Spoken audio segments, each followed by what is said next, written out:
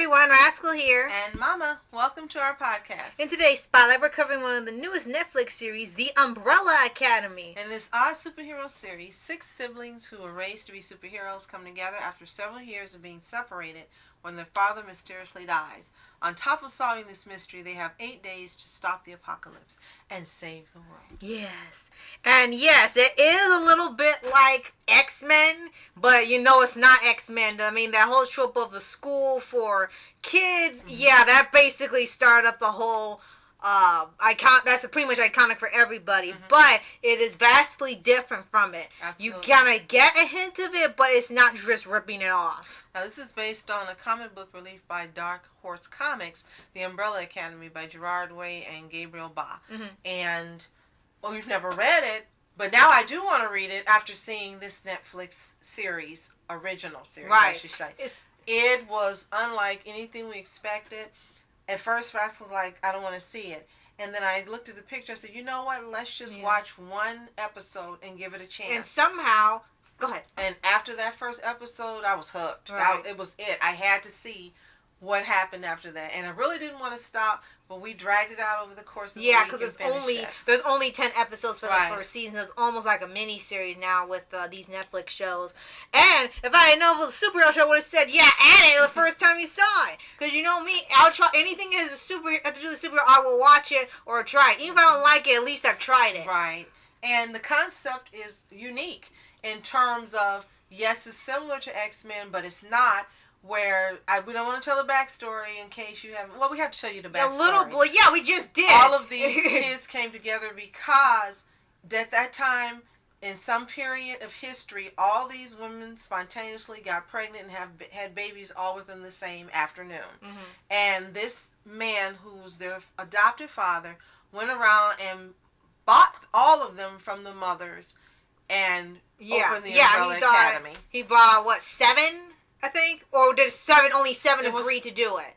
It's only 7 agreed to do it. Okay, I had to make sure. And so that's how the Umbrella Academy was born, and he raised them like his children, but he also helped to develop their superhero powers and for them to be able to do what their destiny is, and that's save the world. Right. So it was great. I mean, I didn't expect this show to be that engaging and the storyline to be that different but yet entertaining, and the cast of actors that are playing these adult children except for one is great.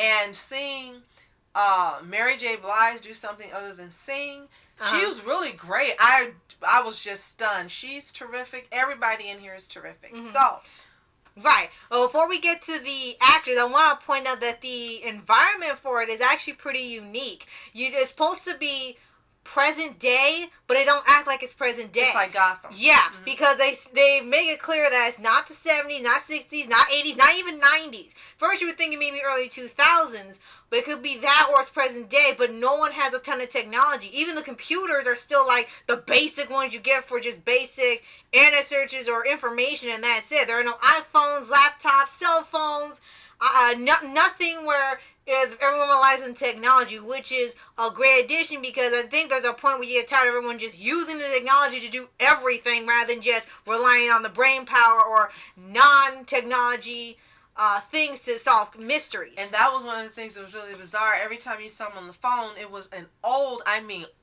school phone, like 70s phone, or they were on a payphone. Right. And there were no product placement, nor were there fake products. Everything was generic. A donut store was the donut store. Right. A bird place was the bird place. A cola was cola. There were no product placements, nor did they come up with a fictional thing for it. Everything was generic. Nobody had a brand, which is really odd considering how does your business work? Is Joe's cola is better than Brad's cola or something? Because there's no brand. Which cola is it?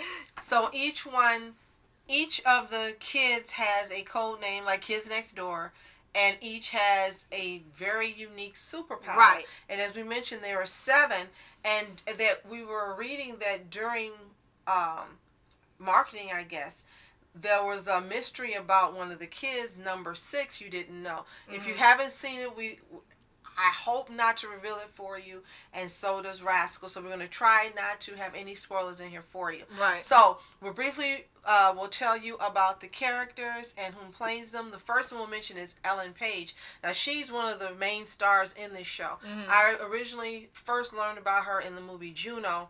Very long time ago. Yeah, I forgot about that movie. But how could you forget? You weren't even here. No, I remember it's existing. Oh, okay. I know I didn't watch it, but I heard about it, and it was like one of those things where people references that as a joke. I remember you say you watched Juno. I'm like, yeah, I watched Juno, and I actually liked it, and she was quite good. But she plays Vanya Hargreaves, and she's the one who doesn't have any apparent supernatural ability. She's a violinist virtuoso. Right. And then there's Tom Harper, who's Luther. And he's number one. Right. And oh, man, makes it, yeah, I guess that kid's next door. And he has super strength. Okay, she's known as the White Violin, and he's known as Space Boy. Yeah. At least they didn't say Space Dad. I mean, then they would have been pissed. But yes, he's the one who's the leader, and they all look to him for guidance and advice. Right. And then David Castaneda is Diego Hargreaves, and he's the Kraken.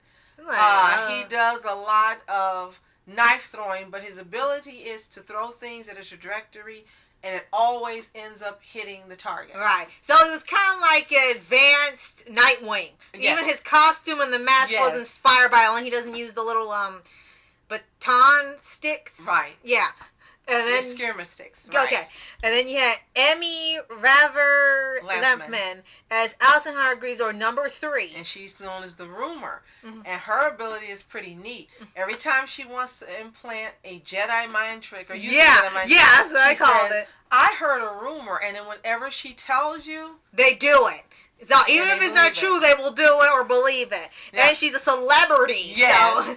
And everybody knows her everywhere she goes, and they're so excited. And I love there was even a joke where she was in a movie that actually had it was a different set of people, but they acted like she was in there. It was the moms taking money from the bank to help their kids or something, and they pretended she was in the movie. It's like, you were in that movie? No, she wasn't. So we have number 4. Yes, we have Robert Sheehan, who's Klaus, or as known as the Seance. And he is clearly the fan favorite. Yes. From what we read, he has the ability to, he's a sixth sense, so to speak. He can communicate with the dead, and he has the power to manipulate, communicate with the dead. Yeah, pretty much. It goes to a them corporal. Yeah. So, with enough power, they can make him physical enough to do something to the living. So. And he is, you must say, he's very engaging, and he's so convincing in his role. Mm-hmm. You really believe this guy is this messed up in real life. He's that great of an actor. Mm-hmm. And then you have Aidan Gallagher as number 5, and he's called the Boy. And he has the ability to jump through space and time travel. And in actuality, he's 15 in this universe, but he's really a 58-year-old man who looks like a 15-year-old boy, and I love it. And this Aidan Gallagher, we read that he was on Nicky, Ricky, Dickie, and Don. So some Nickelodeon sitcom. Right. But I'm so glad he got away from the Nickelodeon sitcom, because this kid is one of the best young actors I have ever seen. He is fantastic. He is my favorite out of all of these characters. Yeah, I think he pretty much is mine, too, because it was really hard to pick a favorite when we were first watching it, because everyone was still new, and there were new things showing up every episode. So, I think I'm with you. I think he's my favorite, too. And then we have Mary J. Blige as Cha-Cha. Oh, no, she's not the other kid. There's also another child who we're just going to say has a mysterious ability and past, and we don't want to destroy it for you. Yeah. But he is my second favorite. Number 6 is my second favorite. They don't even show him on the poster, so you're gonna have to watch the show to see who he is and what's happened with him. Okay, now let's go to Mary J. Blige. Yeah, as Cha-Cha, who was one of the assassins, which kind of reminds me is like Men in Black meets Time Bureau meets Men of Letters. And she works with Cameron Britton, who plays Hazel. She's a woman, Cha-Cha. He's a guy, Hazel. And what it reminds me of, which you've never seen or know about, is the movie Pulp Fiction. And if any of you have seen it, Cha-Cha and Hazel are just like John Travolta and Uma Thurman's roles in Pulp Fiction. Okay. Also, more like John Travolta and Samuel Jackson in their roles in Pulp Fiction. Yeah. That's exactly what they remind me of. I've heard of it, but never seen it. Yeah. They're really great at it. It reminds you of it, but their roles and their characters are very different, so they're not copied, but they definitely were inspired by those two characters from Pulp Fiction. Right. And then the dad is played by Colin Fiore. He stars as Sir Reginald Hargreaves, and his code name is the Monocle. And this guy is really a heavy hitter in Hollywood acting. He's just been in so many things. He's classically trained. And he does a great job at this role as well. Right. And then you had Adam Godley, who's the voice of Pogo, who's a talking chimp. Mm-hmm. Who's adult size. Yeah. So I guess he was sort of, I mean, he's got powers too, and we don't know it. And then you have, we're not going to say too much more, Jordan Clare as Mom. And she's actually a robot that was built by Reginald. And with that, we won't give away or say any more. But if you have not seen this show on Netflix, you really got to check it out. It is fantastic. And after the first episode, you are going to want to binge watch. But we recommend that you don't do it. Take your time and enjoy the experience. Yes. Take your time with it. Probably watch one a day to get the full feel so that you don't run out so quickly. Mm-hmm. And it has been renewed for a second season. Yes, the same month it was released. I guess it was that popular. It said 45 million households watched season 1 in the first month. In the same month, they went ahead and renewed it. So we know more will be coming. So this is one of the great things about Netflix and supporting Netflix, not only by viewing, but with your monthly subscription.